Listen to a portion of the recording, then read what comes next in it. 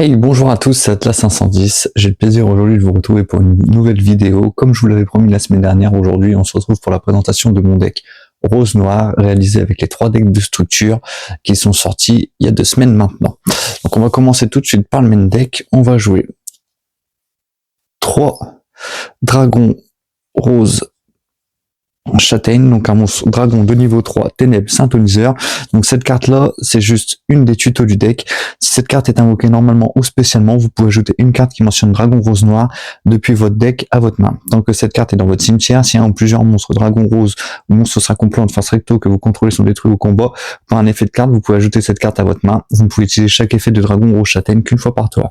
Derrière, on continue dans les dragons. On va jouer le dragon rose ou blanche, qui est Dragon Ténèbres de niveau 4, donc elle, c'est l'invocation spéciale du deck.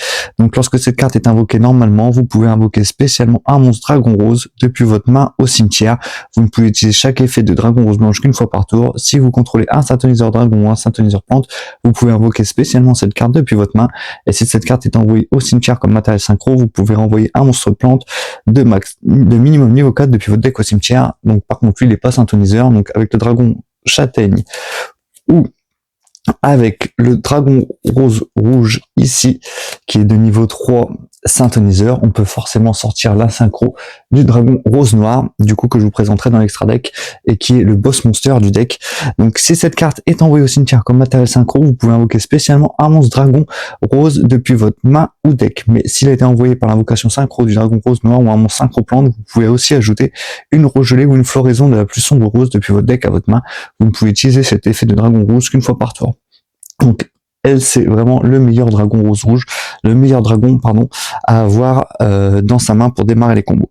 Derrière, on va jouer forcément 3 floraisons de feu, donc qui est un monstre de type plante de niveau 3. À la limite, ça c'est pas très important, quoique on puisse s'en servir des fois pour réaliser des synchros, mais c'est surtout son effet qui va être utile une fois par tour. Vous pouvez sacrifier un monstre plante face recto, invoquer spécialement un monstre plante depuis votre deck. Donc c'est toujours très pratique parce qu'on joue énormément de monstres plantes et de monstres dragons comme vous avez pu le voir juste avant. Et en parlant des monstres plantes, on va jouer 2 fois sorcière de la rose rougeâtre. Donc vous pouvez sacrifier cette carte, ajouter une sorcière de la rose noire depuis votre deck à votre main. Et si vous le faites, prenez un monstre plante de max niveau 3 depuis votre deck et placez-le au-dessus de votre deck. Puis immédiatement après la résolution de cette ici, vous pouvez invoquer normalement un monstre depuis votre main. Vous pouvez bannir cette carte depuis votre cimetière, envoyer un de vos dragons rose noir ou dragon rose rougeâtre qui est banni dans votre cimetière à l'extra deck. Vous pouvez utiliser chaque effet de sortir de la rose rougeâtre qu'une fois par tour. Derrière, forcément, on va jouer la sorcière de la rose noire. Donc cette carte-là marche de pair avec la sorcière de la rose rougeâtre. Généralement, c'est elle qu'on va tuto. Non invocable spécialement, cette carte invoquée normalement et que vous ne contrôlez aucune autre carte, piochez une carte et montrez-la. Puis si ce n'était un monstre, envoyez-la au cimetière, aussi détruisez cette carte. Derrière, on va jouer 2 princesses de la rose, donc monstre plante de niveau 3, c'est vrai que je l'ai pas précisé pour le rose noir, mais c'est un synthoniseur de niveau 4, donc qui se synthétise plutôt bien avec le princesse de la rose pour sortir des synchro 7. Donc qu'est-ce qu'elle nous dit, princesse de la rose? Donc si uniquement votre adversaire contrôle un monstre, vous pouvez invoquer spécialement cette carte. S'il est invoqué de cette façon, traitez cette carte comme synthoniseur. Vous ne pouvez invoquer spécialement princesse de la rose qu'une fois par tour de cette façon. Vous pouvez défausser cette carte, ajouter une cloître des roses blanches depuis votre deck à votre main. Donc en plus, elle nous permet d'aller chercher le deuxième terrain de l'archétype, donc c'est plutôt assez fort. Derrière, on va jouer une fille de la rose, donc pareil, un monstre synthoniseur plante de niveau 3. Donc si plusieurs monstres plantes face recto que vous contrôlez sont envoyés au cimetière, sauf durant un damage step, vous pouvez invoquer spécialement cette carte depuis votre main. Si un monstre plante est sur le terrain, cette carte est dans votre cimetière, vous pouvez ajouter cette carte à votre main. Vous ne pouvez utiliser qu'un effet de fille de la rose par tour et uniquement une fois le tour. Derrière, on va jouer forcément un petit sport de niveau 1, plante synthoniseur. Donc cette carte, c'est un classique généralement dans les decks synchro. Donc si cette carte est dans votre cimetière, vous pouvez bannir un autre monstre plante depuis votre cimetière, invoquer spécialement cette carte. Et si vous le faites augmenter son niveau du monstre banni, vous pouvez utiliser cet effet de sport qu'une fois par tour. Et derrière, étant donné que on a 3 decks dans le deck de structure 5D, je me suis permis de mettre le petit assaut synchronique qui va permettre de s'invoquer spécialement en payant 800 points de vie. Donc durant votre main phase, vous pouvez invoquer spécialement cette carte depuis votre main, puis recevez 700 et pas 800 de dommages. Et aussi, tant qu'elle est face recto dans la zone monstre, vous ne pouvez pas invoquer spécialement monstre synchro exclu depuis l'extra deck. Sinon, plusieurs monstres synchro dragon face recto que vous contrôlez sont sacrifiés ou bannis. Sauf durant la damage step, vous pouvez bannir cette carte depuis votre cimetière, puis cibler un de ces monstres. Invoquez-le spécialement. Vous pouvez utiliser chaque effet de assaut synchronique qu'une fois par tour. Donc voilà, c'est tout ce qu'on joue en monstres. Il y en a quand même pas mal. Donc comme vous avez vu, ça tourne principalement autour des dragons et des monstres plantes pour pouvoir sortir des synchros. Derrière, on va jouer 2 jardins infernales. Donc c'est le terrain de l'archétype. Donc si un ou plusieurs monstres sont invoqués normalement ou spécialement face recto, sauf par l'effet de jardin infernal, divisé par 2 son attaque, puis le contrôleur du monstre invoque spécialement un jeton rose, plante ténèbres niveau 2, attaque 800, défense 800 sur le terrain de son adversaire en position d'attaque. Cette perte d'attaque reste même si cette carte quitte le terrain. Vous pouvez cibler un monstre dans votre cimetière avec une attaque égale à la somme des attaques de tous les monstres plantes sur le terrain. Détruisez cette carte et autant de monstres plantes sur le terrain que possible. Puis si vous les avez tous détruits, invoquez spécialement le monstre ciblé. Derrière, on va jouer forcément le deuxième terrain, donc cloître des roses blanches, donc qui elle nous permet, si on ne contrôle aucun monstre, vous pouvez invoquer spécialement un monstre dragon rose ou un monstre plante depuis votre main. Vous pouvez utiliser cet effet de cloître des roses blanches qu'une fois par tour durant votre draw phase avant de piocher. Vous pouvez déclarer un type de carte, monstre, magie ou piège, révéler la carte du dessus de votre deck. Si c'est le type de carte déclarée, appliquez cet effet de ce tour même si cette carte quitte le terrain. Les monstres synchro de minimum niveau 7 que vous contrôlez gagnent 1000 d'attaque, donc c'est toujours pratique pour augmenter l'attaque de nos monstres dragons synchro. Derrière, on va jouer forcément une petite terraformation, même si celle-ci, on peut la chercher avec un des monstres que je vous ai présenté juste avant. On peut toujours, c'est toujours pratique d'aller chercher, un jardin infernal. Derrière, on va jouer 3 pouces basal de la rose. Donc cette carte dit invoquer spécialement un monstre dragon rose depuis votre main ou cimetière en position de défense. Si cette carte posée est détruite, vous pouvez cibler un de vos dragons roses noirs ou un monstre qu'il mentionne qui est banni ou dans votre cimetière. Invoquez-le spécialement. Vous pouvez utiliser chaque effet de pouce basal de rose qu'une fois par tour. Derrière, on va jouer 2 roses gelées. Donc envoyez un monstre recto que vous contrôlez au cimetière. Appliquez cet effet selon le type qu'il avait sur le terrain. Plante durant la phase de ce tour, piochez 2 cartes, puis défaussez une carte.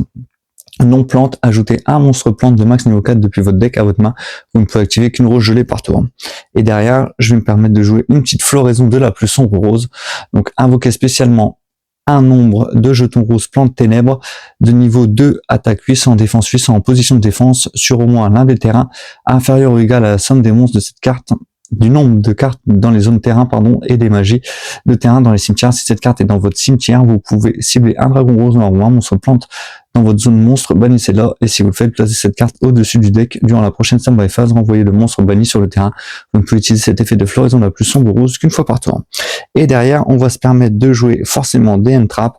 Donc, je vais jouer 3 illusionnistes d'effet, 3 infini impermanence, 3 infini éphémères, et 3 floraisons descendre et un petit appelé par la tombe.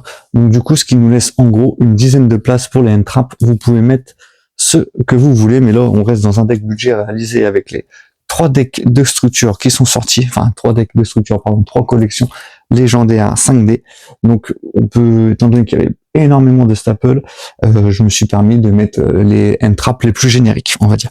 Derrière, je vais jouer 3 demoiselles de la rose du jardin. Donc cette carte, elle nous permet, lorsqu'elle est invoquée spécialement, vous pouvez ajouter un jardin infernal depuis votre deck au cimetière à votre main. Vous pouvez bannir cette carte depuis votre cimetière, puis cibler un monstre dragon rose ou un monstre synchro dragon dans votre cimetière, invoquez-le spécialement. Vous ne pouvez utiliser chaque effet de demoiselle de la rose du jardin qu'une fois par tour. Donc celle-là, c'est l'une des synchros qui fait tourner le deck. D'ailleurs, on va jouer juste après 2 Flora de la rose du jardin. Donc c'est marrant, dans les artworks, elles se ressemblent énormément, je trouve en tout cas. Cette carte, elle nous dit, donc c'est un plan synchro synthoniseur effet, donc de niveau 5, elle. Donc vous pouvez cibler une carte dans la zone terrain, détruisez-la, puis invoquer spécialement un jeton rose plante ténèbres de niveau 2, attaque 800 de défense, 800 d'attaque, en position d'attaque sur les terrains de son contrôleur. Et aussi, vous ne pouvez pas invoquer spécialement de monstres synchro exclus depuis l'extra deck. Le reste de ce tour, vous pouvez utiliser cet effet de Flora de la rose qu'une fois par tour, une fois par chaîne. Durant la même phase de votre adversaire, vous pouvez, en effet rapide, immédiatement après la résolution de cet effet, invoquer par synchronisation en utilisant cette carte que vous contrôlez. Donc toujours très pratique pour faire, bien sûr, le dragon rose noir qu'on va jouer en x3, donc carte maîtresse du deck. Je suis juste un peu déçu qu'ils mettent que dans cet artwork là, il y a un artwork alternatif qu'on aurait pu retrouver dans le deck, que je trouve, en tout cas pour ma part, beaucoup plus joli. Donc c'est le boss monster du deck, un dragon de niveau 7 de type feu. Lorsque cette carte est invoquée par synchronisation, vous pouvez détruire toutes les cartes sur le terrain. Une fois par tour, vous pouvez bannir un monstre plante depuis votre cimetière, puis cibler un monstre en position d'attaque. Vous pouvez bannir un monstre plante depuis votre cimetière, puis cibler un monstre en position de défense contrôlé par votre adversaire, changer la cible en position d'attaque face recto, et si vous le faites, son attaque devient 0 jusqu'à la fin de ce tour. Donc son deuxième effet peut être vraiment très pratique quand on a le terrain pour augmenter notre monstre à 3400 d'attaque qui gagne un bonus de 1000. Ça peut être très pratique, mais sinon c'est surtout un Raigeki sur patte. En gros, derrière on va jouer une petite Péralis, impératrice des floraisons.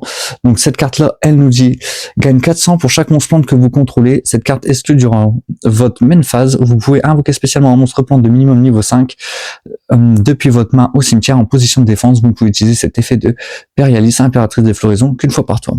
Donc étant donné qu'on joue pas mal de monstres plantes, cette carte peut vraiment facilement passer à entre 2008 d'attaque et 3002 en fonction du board que l'on a décidé de mettre en place. Derrière, on va jouer 2 dragons clair de lune rose noire, donc celle-là c'est la negate, donc cette carte n'est pas traitée comme une carte clair de lune. Si cette carte est invoquée spécialement ou si un ou plusieurs monstres de minimum niveau 5 sont invoqués spécialement sur le terrain de votre adversaire, si un monstre invoqué spécialement contrôlé par votre adversaire, renvoyez la cible à la main, vous pouvez utiliser cet effet de clair de lune rose noire. Quand je parlais de negate, c'est vraiment, on va dire, on cherche à faire cette carte pour vraiment freiner l'adversaire et pas forcément pour negate, mais vraiment dans certains decks, quand on peut renvoyer un monstre qui a été invoqué spécialement, généralement ça le freine. Si derrière on a un illusionniste d'effet ou une imperm, franchement des fois ça peut suffire pour passer les boards, en tout cas sur un format fun ou même même lors de petits tournois. Généralement ça peut être assez efficace, ou même dans le format Genesis, ça peut être intéressant de jouer cette carte et de faire son effet. Derrière, on va jouer 2 dragons roses rougeâtres. Donc, c'est vrai qu'on pourrait dire que c'est celui-là le boss monster du deck, mais à chaque fois, on va plutôt chercher à faire le dragon rose noir, qui est beaucoup plus facile à sortir. Mais en tout cas, le dragon rose rougeâtre, quand on le sort, généralement, c'est presque qu'on a la victoire. Donc si cette carte est invoquée par synchronisation, vous pouvez bannir toutes les cartes depuis les cimetières. Puis si cette carte a été invoquée par synchronisation en utilisant le dragon rose noir ou un monstre synchro plante comme matériel, vous pouvez détruire toutes les autres cartes sur le terrain. Lorsque votre adversaire active une carte ou un effet qui va détruire une ou plusieurs cartes en effet rapide, vous pouvez sacrifier cette carte, annuler l'activation, puis vous pouvez invoquer spécialement un dragon rose noir depuis votre extra deck ou cimetière. Donc c'est vraiment très très fort si on a réussi à le sortir avec le dragon rose noir. Et derrière, on va jouer 2 dragons roses croisés, donc la Link. Celle-là, elle peut, on va dire, être bloquante, car comme vous avez vu, on a pas mal de monstres qui nous lockent en synchro depuis l'extra deck. Donc vraiment être vigilant quand on sort cette carte. Elle nous dit durant la main phase, en effet rapide, vous pouvez sacrifier cette carte et un monstre plante, invoquer spécialement un monstre synchro rose ou un monstre synchro plante depuis votre extra deck spécialement, et traité comme une invocation synchro si en plusieurs monstres que vous contrôlez sont détruits par un effet de carte tant que cette carte est dans votre cimetière, sauf durant la damage step. Vous pouvez bannir cette carte, invoquer spécialement un monstre dragon rose depuis votre cimetière. Vous ne pouvez utiliser chaque effet de dragon rose croisé qu'une fois par tour. Donc voilà, ça peut être assez situationnel, mais des fois, quand on peut pas sortir de synchro, qu'on n'a pas ce qu'il nous faut, ça peut être intéressant d'avoir le dragon rose croisé. Du coup. Donc voilà pour la petite présentation du deck synchro dragon rose budget, on va dire. J'espère que ça vous aura plu. N'hésitez pas à vous abonner pour ne rien louper des prochaines vidéos. Je pense la semaine prochaine ressortir une petite version de mon deck Dragon du Tonnerre ou de mon deck Dragon Link. À vous de me dire peut-être ce qui vous intéresse le plus à voir. En tout cas, c'était Atlas 510. Au plaisir de vous retrouver pour une prochaine vidéo. À bientôt.